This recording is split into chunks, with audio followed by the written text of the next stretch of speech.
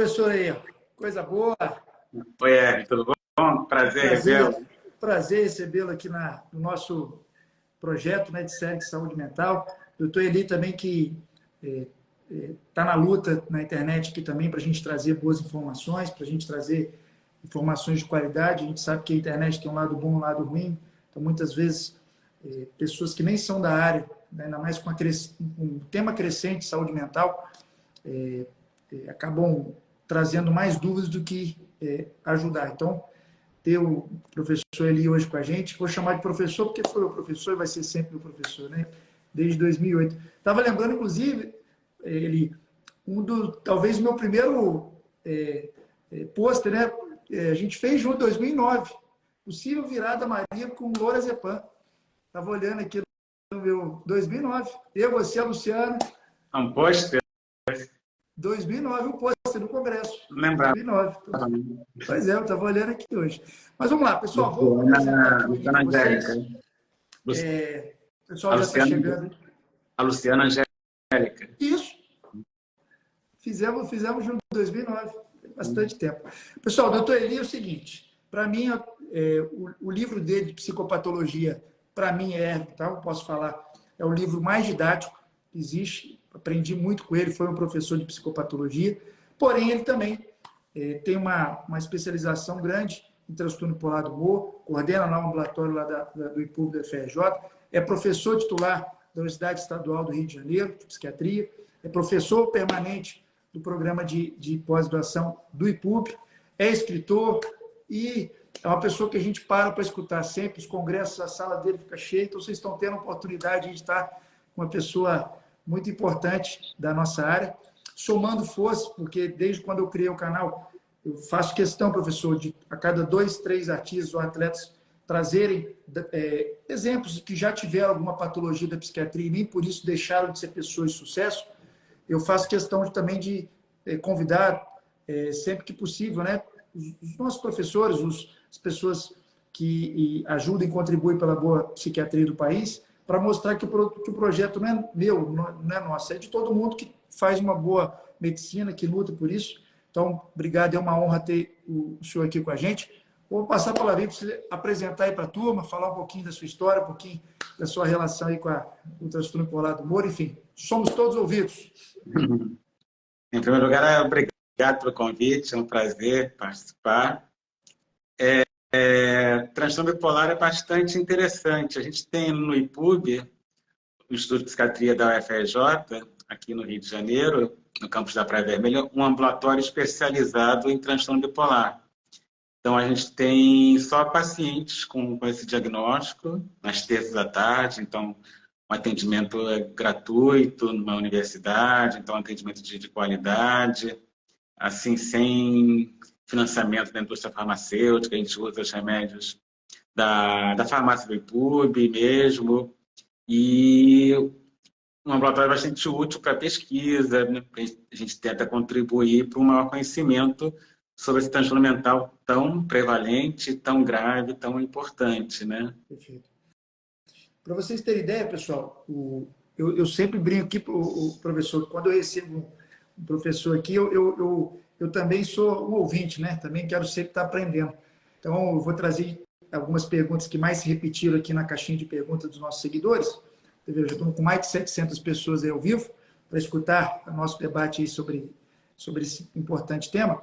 Vocês entenderem, pessoal, o transtorno bipolar do humor, ele é uma das 10 causas principais de incapacidade em adulto jovem. Ele reduz a expectativa de vida.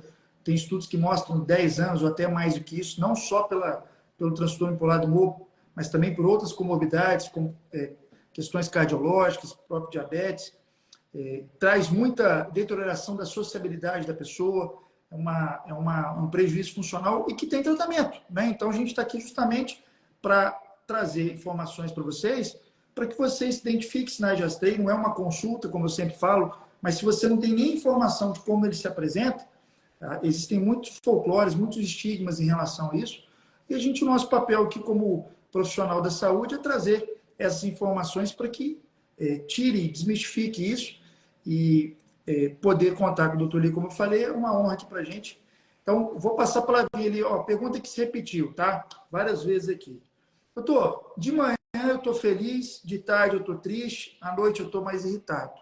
Essa variação de humor durante o dia, isso é o transtorno bipolar do humor ou não? O transtorno bipolar do humor é diferente disso. Essa se repete muito aqui, professor.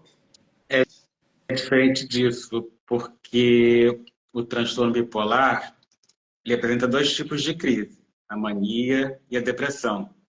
E essas crises, em geral, duram meses. Não é uma crise de manhã, uma crise diferente à tarde, uma terceira crise à noite. Tem alterações do humor, tanto na mania como na depressão. Mas o principal são as alterações na energia e na atividade motora. Ou seja, na mania, a pessoa se sente com muita energia, muita disposição e fica agitada, diminui a necessidade de sono, enquanto que na depressão é basicamente o contrário, a pessoa fica prostrada, sem energia, mais parada, mais lenta. Então, não é só a variação de humor que tem no transtorno bipolar, são um monte de alterações que envolve também apetite, sono, libido. Então, é uma coisa muito mais complexa. Isso de variações dentro de 24 horas, de um dia para o outro, do humor, meramente, é uma coisa mais típica do transtorno da personalidade borderline.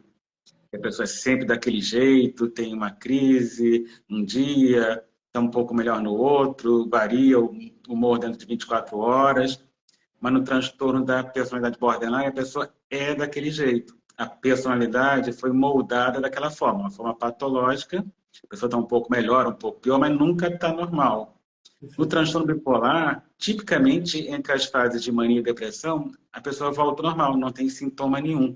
A pessoa não é, ela está em mania, ela não é maníaca. Quando a pessoa está em depressão, ela está em depressão, ela não é deprimida.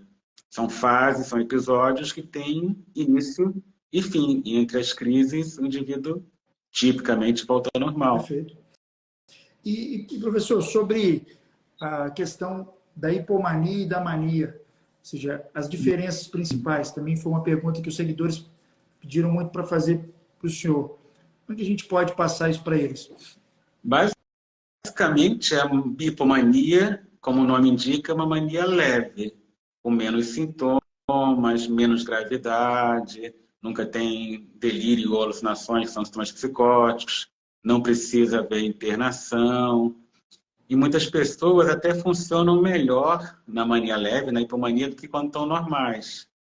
Na mania grave, na mania plena, não, a pessoa fica totalmente alterada, faz mil besteiras, muito frequentemente precisa se internar, tem um prejuízo enorme, mas na hipomania pode até a pessoa funcionar melhor.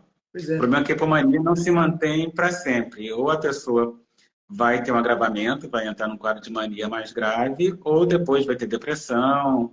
Não seria o paraíso ficar em hipomania para sempre.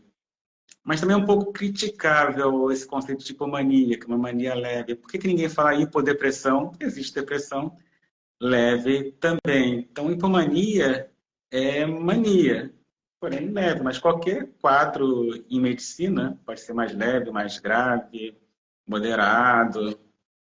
Isso que o professor falou, pessoal, eu escuto aqui muito no consultório, que é o seguinte, quando há essa alternância, né, dos polos e o paciente está numa hipomania, é muito difícil ele querer buscar ajuda com o médico nesse momento. Porque ou ele está com uma relação do humor, ele está se sentindo muito eufórico, uma autoestima muito inflada, isso entende que se ele está se sentindo tão bem, ele vai buscar ajuda para quê?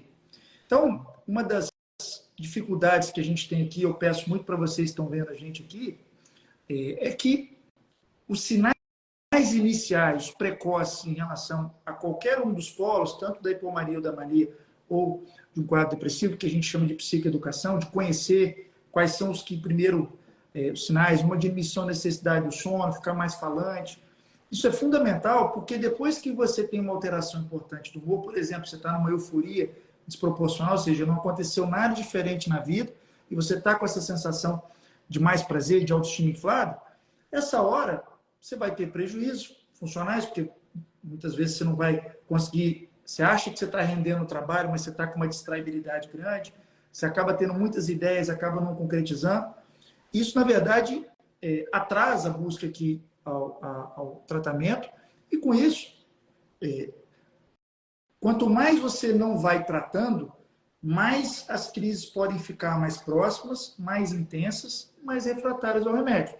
Então, o fato de você ter uma patologia que tem estabilização, que tem tratamento, não quer dizer que o remédio ele vai ser suficiente, junto com a psicoterapia, enfim, para te estabilizar para sempre.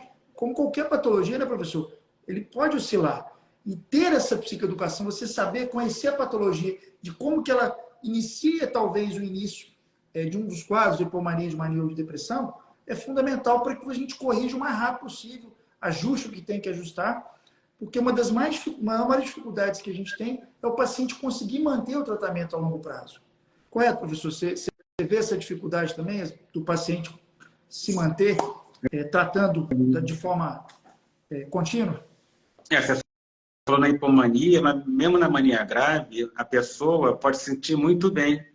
É a única situação em medicina que a pessoa em crise se sente melhor do que quando está normal. Verdade. Não tem Verdade. Então, só que na hipomania a pessoa consegue funcionar bem, às vezes até melhor, mas na mania grave a pessoa acha que está muito bem, mas está fazendo mil besteiras.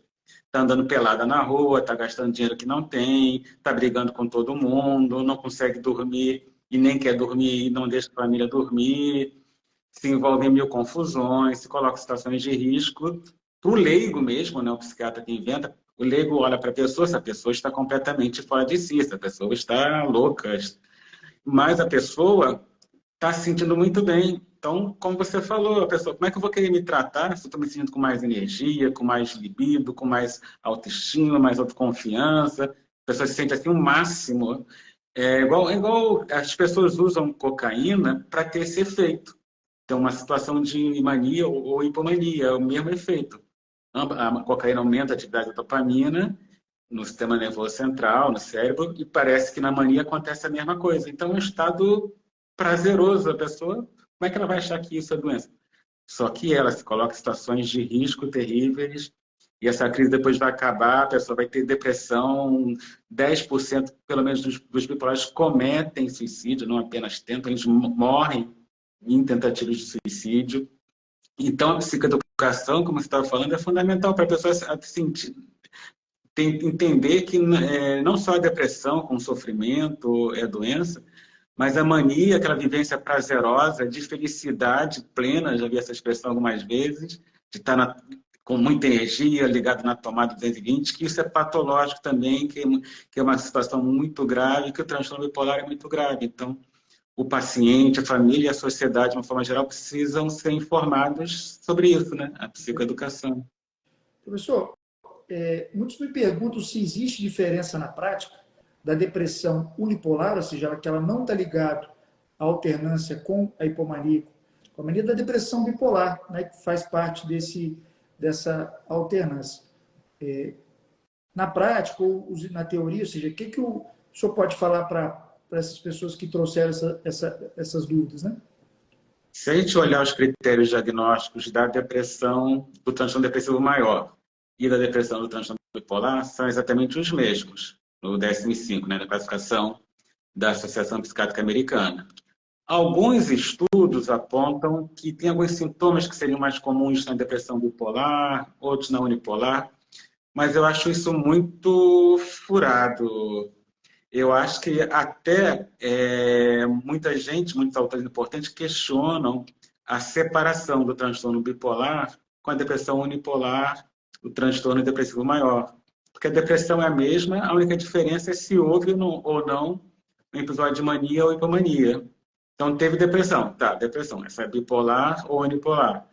É só isso. Teve ou não teve um episódio de mania e hipomania. Ah, então não teve. Então, é unipolar, transtorno depressivo maior. Mas depois pode vir a ter. Aí tem que mudar o diagnóstico. Então, é muito questionável que sejam doenças diferentes, exatamente com os mesmos sintomas de depressão, e um diagnóstico que pode mudar. A pessoa muda de transtorno depressivo maior para transtorno bipolar 2. Antes não tinha tido mania, hipomania, tem hipomania, mas depois passa a ter mania, aí migra de transtorno bipolar 2 para transtorno bipolar 1. É uma coisa assim, muito artificial, muito questionável. questionável no mundo acadêmico essa distinção, mas também entre transtorno bipolar e transtorno depressivo maior. Antigamente, não é tão antigamente assim, até 1980, existia a doença ou psicose maníaco-depressiva em que não havia essa distinção. Teve só mania, psicose maníaco-depressiva. Teve só depressão, psicose maníaco-depressiva. Teve os dois, psicose maníaco-depressiva. Entendi. E sobre fatores de risco, professor? Quando um paciente tem um quadro depressivo e a gente tem alguns indícios, né, lógico que pode se confirmar ou não, em relação a talvez essa depressão, esse transtorno bipolar que está se iniciando por um quadro depressivo, né, que é o mais comum de se iniciar, isso possa gerar, ao longo do prazo, né, uma chance maior de ter um transtorno bipolar do humor. Quais são esses fatores de risco, professor? Então, considerando nessa separação criticada, mas a depressão pode ser bipolar ou unipolar, isso é um problema, porque, como você falou, na maioria das vezes o transtorno bipolar se inicia com um episódio de depressão. E às vezes, lá, os 3 primeiros, os 5 primeiros episódios do transtorno bipolar são de depressão. Só o 4º, 5º ou 6º episódio vai ser de mania ou hipomania. Aí sim você pode fazer o diagnóstico de transtorno bipolar. Mas como é que você pode suspeitar que aquele primeiro episódio, aqueles primeiros episódios de depressão, são de depressão bipolar? O que pode indicar? Genética, né? Ter familiares com transtorno bipolar. Um início mais precoce, né? Mais jovem, indica que a depressão é bipolar. Episódios curtos e mais numerosos indica que é bipolar. Depressão no pós-parto também indica bipolar. Depressão mais grave, com sintomas psicóticos, também indica que seria bipolar. Perfeito. Uma questão que eu vejo muito aqui também, professor, tentando passar aqui para os nossos ouvintes aí de hoje, é o seguinte.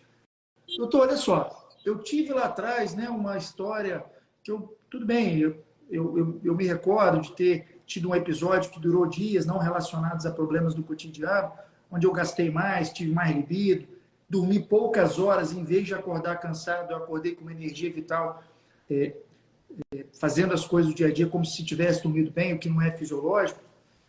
Então, doutor, mas isso foi há 6 anos atrás, né? Depois não aconteceu mais. Poxa, eu acabo que eu fico mais depressivo do que esse momento de mais euforia ou de mais irritabilidade mantida. Pergunta, por eu ter tido uma vez esse quadro, eu preciso tomar o medicamento de forma contínua? Essa pergunta eu escuto muito, professor. Se é transtorno bipolar, e para os critérios diagnósticos atuais, basta um episódio de mania, nem é obrigatório ter de depressão, basta um episódio de mania. Ou teve um episódio de hipomania e pelo menos um episódio de depressão, é transtorno bipolar. Se é transtorno bipolar, tem que tratar para o resto da vida, que não tem cura. Tem tratamento, tem controle, mas não tem cura. Mas a pessoa está 10 anos sem ter nada normal, mas comumente é assim, no início da doença. Entre o primeiro episódio e o segundo, em geral, há anos de diferença, às vezes mais de 10 anos entre o primeiro e o segundo episódio. Depois que os episódios vão ficando mais próximos uns aos outros, né? Com intervalos mais curtos. Então, a pessoa assim, está há anos sem crise, mas não quer dizer que ela está curada, porque a doença é assim. Ela é recorrente, mas não pode ter longos intervalos em pessoas que está normal, né? Você fala eutimia, né? Não está nem em mania, nem em depressão. Então, quase nunca acontece de ter só um episódio e depois nunca mais ter nada, ainda mais um primeiro episódio com uma pessoa jovem, o pico de início do transtorno bipolar é final da adolescência e início da idade adulta, né, de 15 aos 25 anos. Então, e a tendência a se repetir, é importante prevenir os episódios. Inclusive, o tratamento, não só para tirar a pessoa não só para tirar a pessoa. Se não tiver, além do que a gente falou dessas crises, sem o tratamento ficarem mais próximas, né, mais intensas e refratárias, existe também, né, professor, muitos estudos mostrando uma perda cognitiva mais rápida, né, em relação a quem não fez o tratamento. Então, ou seja, é uma conta que você vai pagar lá na frente, né? Cada crise, parece que de mania um pouco mais, mata mais neurônios. Os neurônios vão sendo destruídos. E ter transtorno bipolar é fator de risco para demência, especialmente quando o transtorno bipolar não é devidamente tratado.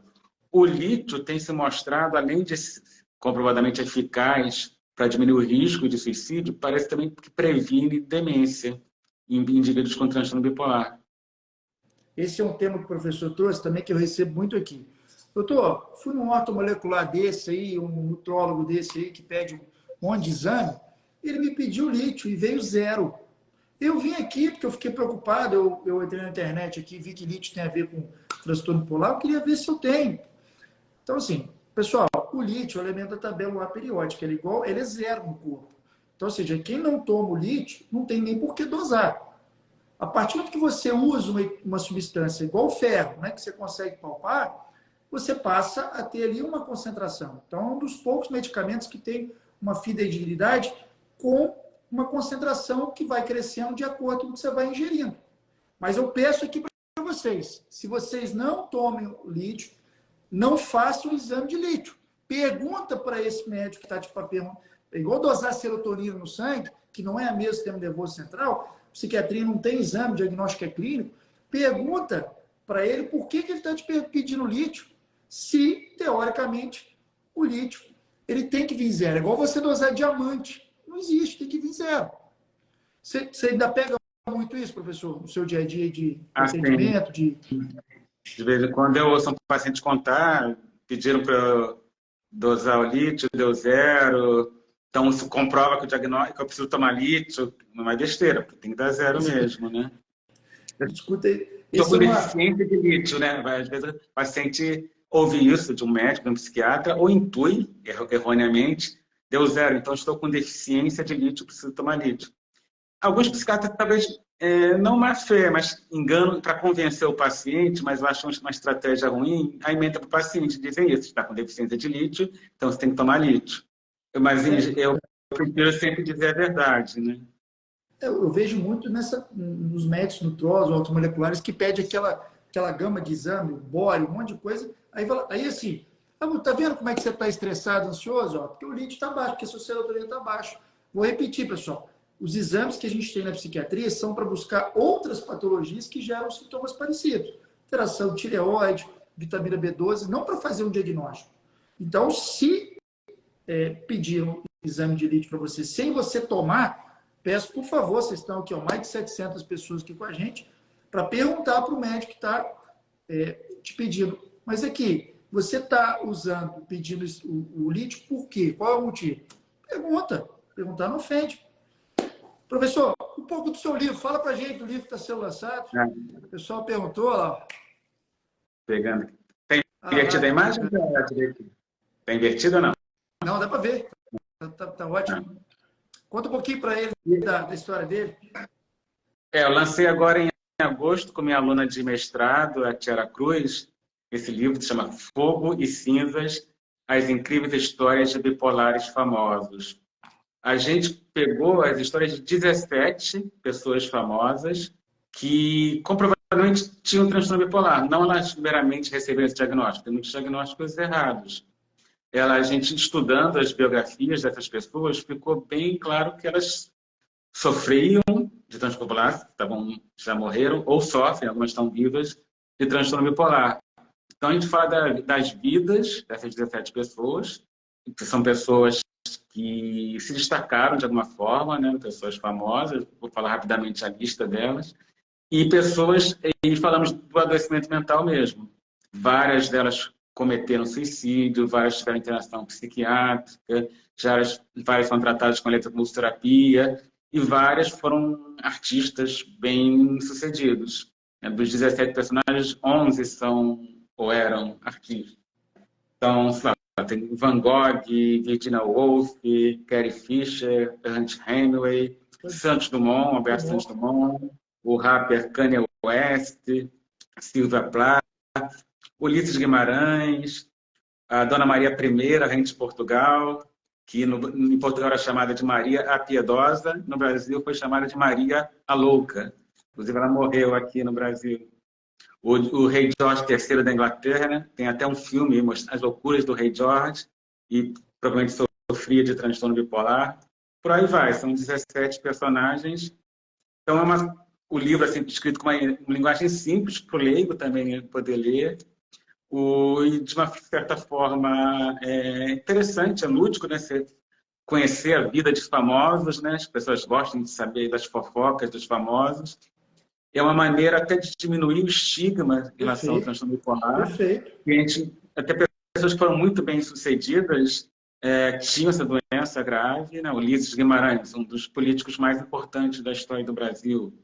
O Van Gogh, um dos maiores pintores de todos os tempos, embora só tenha feito sucesso após a morte, né? Durante a vida vendeu uma tela só. Muitos artistas parece ter uma ligação entre transtorno bipolar e criatividade. Parece que não que a doença dê talento a ninguém, mas se a pessoa tem talento, ela parece produzir mais quando está em hipomania. Não quando tem mania, faz besteiras, não termina nada, perde a crítica, e não quando está em depressão, que aí não faz nada, às vezes nem sai da cama. Na mania leve, na hipomania, se a pessoa já for talentosa, ela produz mais. Por exemplo, Van Gogh, ele escreveu várias cartas para a família inteira, mas especialmente para o irmão Theo. Numa carta ele relata assim, de ter pintado 70 telas em 70 dias. Um negócio impressionante. De ter 12 telas sendo feitas ao mesmo tempo. De não dormir à noite, querer pintar mais um quadro. E ficava dias na cama, sem fazer nada. Em outros momentos, na crise grave, cortou um pedaço da orelha. Mas ele pintou mais de 900 telas em apenas 8, 9 anos. Ele começou tarde, como pintor, começou com 28 e se matou com 37. E pintou metade disso, mais de 400 telas, nos últimos 2 anos de vida. Foi justamente o período em que ele estava mais doente. Foi entre cortar a orelha e se matar. Entendi. Interessante. E isso tudo que eu estou falando está no livro. Não, e ótimo é o seguinte, bate muito com o que a gente tem feito aqui ao longo desses 2 anos, de trazer pessoas de sucesso nas suas áreas. Por exemplo, 2 semanas atrás, a gente abriu o Congresso Brasileiro, né, o Dr. Antônio Geraldo e a Suzana Vieira, mostrando a Suzana Vieira dizendo que toma antidepressivo, dizendo, né, que sofreu violência doméstica e continua sendo uma pessoa de sucesso, como independente de ter passado por uma situação ou estar passando por um processo de algum transtorno mental. Então, bate muito o que a gente tem lutado aqui em relação a isso. Outro livro que eu gosto muito, pois não? Santos Dumont, um herói nacional, né? Pois é. O avião vai ser contestado fora do Brasil. Teve algumas internações psiquiátricas na Europa, não no Brasil. Cometeu suicídio, né? Morreu, se pendurou no cano do chuveiro no hotel no interior de São Paulo, com 2 gravatas, foi encontrado lá pendurado. Mas foi uma das pessoas mais famosas no mundo na sua época, na virada do século XVIII para o século XIX, para o século XX, né? Outro livro que eu li, tenho ele, é o do Loucura e Cinema, né? Cinema Você conta... Loucura.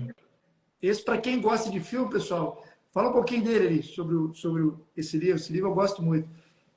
É um livro que a gente pega personagens de filmes cinematográficos e usa como exemplos clínicos dos transtornos mentais.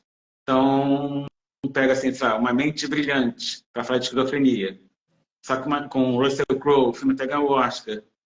Embora mostre a esquizofrenia de uma forma muito distorcida, a gente mostra de uma forma crítica, não passivamente. No filme tem diagnóstico de esquizofrenia, então esquizofrenia assim. Não, a gente aponta os erros. Não, o filme que está mostrando isso está mostrando de forma errada. Um filme que mostra bem transtorno bipolar é Mr. Jones, com o Richard Gere. Mostra melhor mania do que depressão. Mas a mania do Richard Gere no Mr. Jones está muito típica. É uma aula de transtorno bipolar. Tem um filme que mostra muito bem alcoolismo, com o Ray Milland, um filme do Billy Wilder, Rapo Humano. É um filme muito antigo, preto e branco. O Ray Milland ganhou o Oscar. Assim, uma aula com delírio em trens, é muito bem feito. Então, sabe, Psicose do Hitchcock, que não trata de psicose, é um transtorno dissociativo de identidade. Então, a gente pega 118 filmes, sei lá, o número 138, já não lembro mais, mas acho que são mais de 100 filmes, e vai falando dos transtornos mentais como se fossem casos clínicos, só que são personagens do cinema. Como no... Aí no Fogo e Cinza é diferente, a gente pega personagens reais, pessoas que existiram ou existem, mas só de transtorno bipolar. Perfeito. Mas no cinema é loucura, nós temos transtornos mentais através dos filmes, aí são a psiquiatria inteira, todos os transtornos mentais praticamente. Importante para conectar com a realidade né, da população, para falar uma linguagem acessível. O doutor Eli tem uma didática muito boa, pessoal. Eu posso falar, né?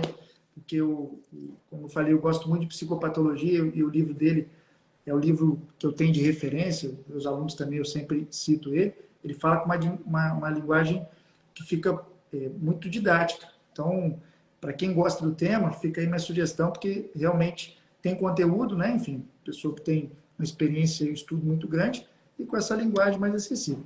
Outra pergunta, ele voltando, que me faz aqui é o seguinte: doutor, eu tomei um antidepressivo, fui diagnosticado lá por um psiquiatra, e esse antidepressivo fez eu, em vez de voltar para uma eutimia, né, como você bem colocou, fez eu entrar para um quadro de hipomania. E aí minha pergunta é, tem ou não tem hipomania? Vou ter que usar o remédio para sempre? Vou ter que dar um prazo? O que geralmente se faz numa situação dessa, professor? Aí, quer dizer, nesse exemplo, a pessoa nunca teve mania ou hipomania de forma espontânea, só com Perfeito. antidepressivo. Que era Não. um antigo tipo 3, né, que não tem mais. Ah, sim. Não, estou perguntando para Isso. saber como responder. Pois é, cai num limbo. O que é isso? Bipolar tipo 3 ou unipolar tipo 2, é a mesma coisa. Que não existe, quer dizer, não está Não nas existe. classificações. Tem bipolar tipo 1 e tipo 2. Mas é uma situação prática. O que a Prática. gente faz com esse paciente? Que a gente também pode raciocinar assim: milhões de pessoas no mundo tomaram antidepressivos e não viraram para mania ou mania. Por que que esses viraram? Ou esse paciente que está diante de mim virou? Uma forma de pensar no tema seria uma forma quantitativa e não categorial. Então, até voltando a questionar a distinção bipolar ou unipolar. Então, talvez não seja isso. Tem transtorno bipolar ou não tem. Então, é transtorno depressivo maior. Talvez seja um contínuo. Então, alguns pacientes já não podem receber o diagnóstico de transtorno bipolar, tem transtorno depressivo maior, mas eles são mais próximos dos bipolares do que outros com o mesmo diagnóstico. Então, eles têm mais risco de terem sintomas maníacos quando estão antidepressivos e até mais risco de, no futuro, até apresentarem um episódio de mania ou hipomania espontâneo, sem uso de antidepressivo, sem uso de neuroestimulante. Então, de certa forma, estariam numa situação de risco para um desenvolvimento futuro de transtorno bipolar. Mas o que a gente faz com aquele paciente? Pois Né, é, que... isso então é o livro. Aí, acho que cai naquela questão, bipolar ou não? Aí pensar na história familiar, na idade de início, se foram vários episódios depressivos, a frequência, a duração, os mais curtos e mais numerosos indica transtorno bipolar, se foi início puerperal, tem os psicóticos.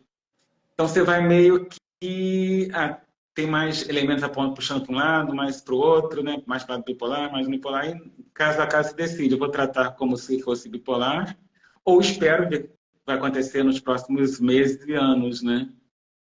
Pois é, porque a literatura ela não crava isso, né? Não tem um guideline. Porque assim, se a gente for olhar estritamente, diz assim, então vamos suspender o antidepressivo e vamos aguardar aí 30 dias para ver se, passado o efeito do antidepressivo, ele volta para a eutimia. O problema é que muitas vezes você não pode só tirar o antidepressivo e deixar os sintomas. Então você acaba muitas vezes entrando, né, com medicamento, um antipsicótico atípico e tal, para baixar esse nível de hipomania ou de insônia, o que quer que seja, e isso atrapalha depois você tirar. E aí, vou tirar para fazer o teste ou não? Eu E tive aí, uma paciente, assim, genética, pediatra, teve vários episódios depressivos. Tratei com antidepressivo, sempre respondia, mas os episódios depressivos começaram a se tornar recorrentes. Até que certa vez, depressão de novo, antidepressivo de novo, virou para hipomania. Já me chamou a atenção. Depois, aí teve quadro de mania grave, sem estar usando antidepressivo, inclusive foi internada em psiquiatria. Então, não é uma situação rara, não, de primeiro episódio maníaco e hipomaníaco ser sob o uso de um antidepressivo, né? E depois passar a acontecer de forma espontânea. Perfeito. Outra coisa que eu quero passar para vocês aqui, pessoal, é que o tratamento, né, para o transtorno bipolar do humor, ele não é feito com antidepressivo. O antidepressivo, ele, se for feito sozinho, ele pode jogar você para o lado da hipomania e de mania, e isso está inadequado. Lógico que cada paciente, cada médico vai fazer a sua indicação, mas o tratamento é com estabilizador de humor, é com antipsicótico atípico. O nome antipsicótico parece que só trata psicose, mas não, ele também está indicado para outras patologias, assim como, por exemplo, o ácido valproico é um estabilizador de humor, ele também é indicado para enxaqueca. Então, às vezes você pega a bula, você que está vendo aí a gente agora, e fala assim, poxa, mas eu não sou psicótico, eu estou tomando isso aqui, é um antipsicótico. Não, pergunta para o seu médico. A gente, como médico, a gente tem a obrigação de passar informações para vocês ficarem seguros. Então, se você tem um diagnóstico de um transtorno bipolar do humor e você olha, você está tomando um antidepressivo, você tem que entrar em contato com o seu médico para perguntar para ele o que, aonde você não entendeu, né? Enfim, o que está acontecendo para você estar com um diagnóstico que aponta para uma linha de tratamento e está com outro medicamento. Então, fica uma orientação para vocês. Outra coisa, professor, que a gente precisa muito da ajuda é da psicoterapia, né? Do psicólogo que tem consultas mais frequentes, para que eles possam identificar, né, os pequenos sinais iniciais precoces. É algo que, no tratamento em si, é muito importante, né, professor? Não dá para tratar nenhum transtorno mental, especialmente um tão grave como o transtorno bipolar, sem psicoterapia. Inclusive, a psicoeducação pode fazer parte da psicoterapia, né? Na TCC, a psicoeducação está incorporada no transtorno bipolar especificamente. Aliás, em qualquer transtorno mental tratado pela TCC. Inclusive, não no transtorno bipolar, pessoal, muitas patologias, por exemplo, um transtorno depressivo unipolar leve, a literatura aponta para você iniciar, muitas vezes, com atividade física regular, e o Thiago Pereira ele entra aqui sempre representando a importância de atividade física. Hoje ele está numa reunião preso aqui, mas vai tentar mandar hoje, senão ele depois grava aí um vídeo para a gente. Para quadros leves, onde a gente já tem sintomas, porém o prejuízo funcional ainda não está grande, muitos transtornos, a indicação é começar com a psicoterapia e atividade física regular para depois se reavaliar. Então, quando a gente está falando aqui de medicação, mas o tempo inteiro está no radar a psicoterapia junto. Até porque o psicólogo, como a gente, né, o doutor colocou, ele tem um potencial muito maior do que a gente médico para ajudar nessa psicoeducação, fora as técnicas, né, que ele vem trabalhando, e também pode ajudar na família. Muitas vezes, né, professor, a família cria esse estigma do tipo assim, mas está fazendo isso que é bipolar. Eu costumo dizer assim, professor, não sei se o senhor concorda, olha, ele estando estabilizado com a medicação, o que ele está fazendo ou não é da vida dele, da personalidade dele. Não é da patologia, vide que ela está estabilizada. Então, muitas vezes, na hora de uma discussão, o familiar ele joga isso para o... mas você também é um bipolar, deve estar já tomou seu remédio? Não façam isso, pessoal, porque isso, na verdade, você está afastando ele do tratamento. Isso aí é uma coisa que esse estigma, esse preconceito é algo, primeiro, que não pode ser feito, na psicofobia é algo que tem que ser combatido, e você não está ajudando ele. Então, fica também esse pedido, né, professor, em relação à colaboração dos familiares, das pessoas próximas sobre esse diagnóstico, e sobre os outros, né, do transtorno mental. É porque nós estamos falando desse aqui hoje. Em relação ao transtorno bipolar, a participação da família é fundamental, né? Voltando a falar da mania, a pessoa se acha muito bem, está ótima, mas está em crise, a família que tem que ver, não, você não está normal, você tem que ser tratado. Muitas vezes até o paciente mania tem que ser levado à força para tratamento, ser internado contra a vontade, porque ele está se colocando em risco. Então, a família tem que também detectar sintomas, saber, ele não sai da cama, então é preguiçoso. Não, pode ser depressão, está fazendo mil besteiras, então ele não tem caráter. Não, pode ser a desinibição da mania. A família, e a questão da adesão ao tratamento, é muito comum bipolar não tomar remédio direito ou não tomar remédio nenhum. Quando está em mania ou hipomania, então, se achando ótimo, que não quer fazer tratamento. Então, a família é importante, no mínimo, de supervisionar o uso dos medicamentos, e muitas vezes tem que dar mesmo o remédio para o paciente. Perfeito. Outra questão, existe, professor, relações com outras patologias, o transtorno bipolar do humor, tanto da psiquiatria quanto clínicas? Assim, é muito comum abuso e dependência de substâncias psicoativas, quem tem transtorno bipolar, quadros de transtorno de ansiedade, vários transtornos da personalidade e muitas doenças não psiquiátricas, de doenças cardiovasculares. Quem tem transtorno bipolar tem uma expectativa de vida menor do que a população geral. Pessoas com transtorno bipolar frequentemente não fazem atividade física, aí podem ter aumento de peso por causa dos medicamentos, ou porque também não estão nem aí, comem o que querem, muitos fumam, se alimentam mal. Perfeito. Então, é muito comum são muito comuns doenças cardiovasculares em pessoas com transtorno bipolar. E outras doenças de uma forma geral. Isso aí, pessoal, às vezes você que está se tratando do transtorno bipolar, está vendo aqui a gente conversando hoje, às vezes você pode pensar assim, poxa, mas se eu tenho transtorno bipolar do humor e estou com transtorno de ansiedade, como é que eu vou fazer se eu não posso usar antidepressivo, né? Se eu não posso usar, às vezes, um remédio específico para isso? Mas o psiquiatra está ali justamente para ele estudar, ele pensar caso a caso de como que ele vai fazer para te ajudar a melhorar dessa outra patologia, diminuindo o máximo possível o risco. Porque o professor citou aí, ó, o paciente com transtorno bipolar do humor, ele tende a usar mais substâncias, por exemplo, cocaína, por exemplo, álcool. Isso por si só já é um fator de risco para ele desencadear uma hipomania e uma mania. Então, isso vira um ciclo vicioso. Então, muitas vezes, a gente tem que tratar esse descontrole de impulso também para outras áreas, e às vezes o mesmo remédio para o transtorno bipolar do humor, logicamente, não vai servir, às vezes, para uma outra patologia. O que a gente quer ponderar aqui é que se vocês tiverem sintomas, mesmo diferentes da hipomania e do quadro depressivo, isso é possível.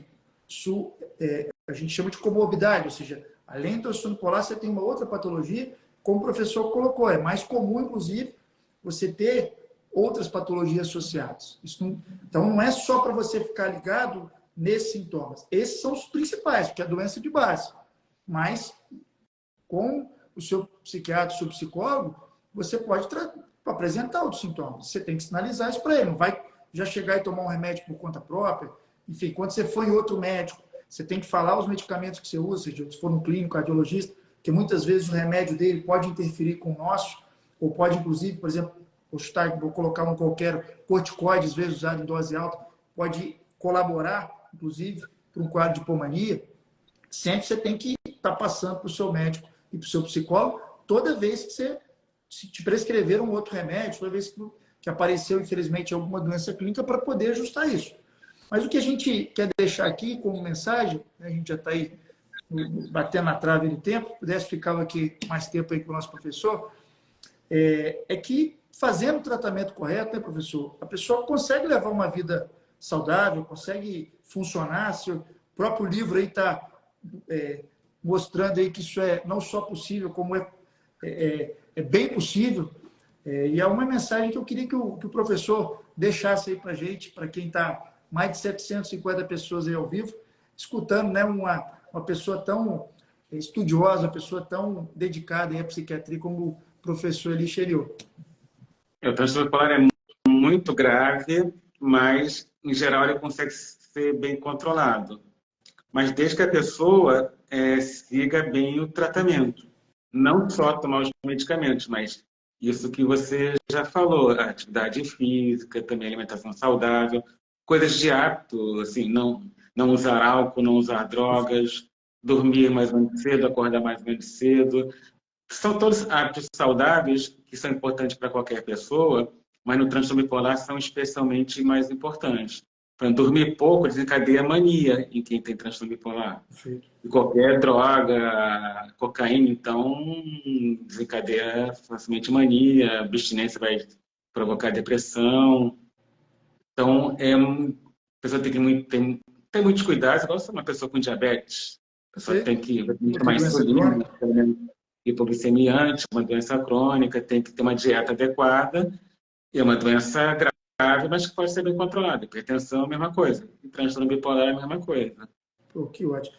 Pessoal, como eu falei, pela gente aqui, a gente ficava aqui mais tempo, né, o possível com o nosso professor, pessoa muito dedicada, sou o eterno aluno, né? Muita gratidão aí por tudo que que ele sempre fez lá pela gente. Vou ver se tiver outra oportunidade, a gente falar de psicopatologia.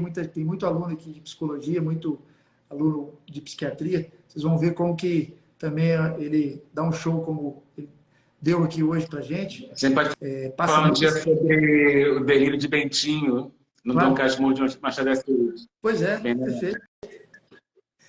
Então, pessoal, como eu estava dizendo, a função aqui do nosso projeto Série Saúde Mental não é meu, é de todo mundo que faz a psiquiatria correta, todo mundo que estuda, todo mundo que luta para combater a desinformação, preconceito. O professor Eli é uma pessoa referência nisso.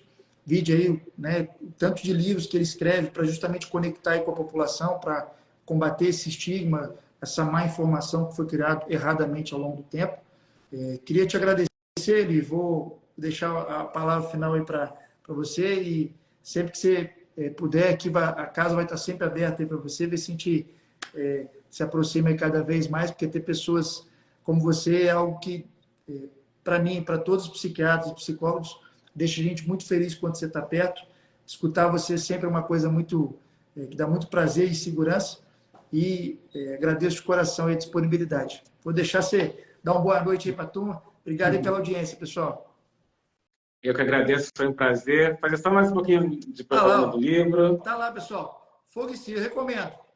Vocês vão ver a didática dele, como que é uma didática fácil de entendimento, uma leitura gostosa.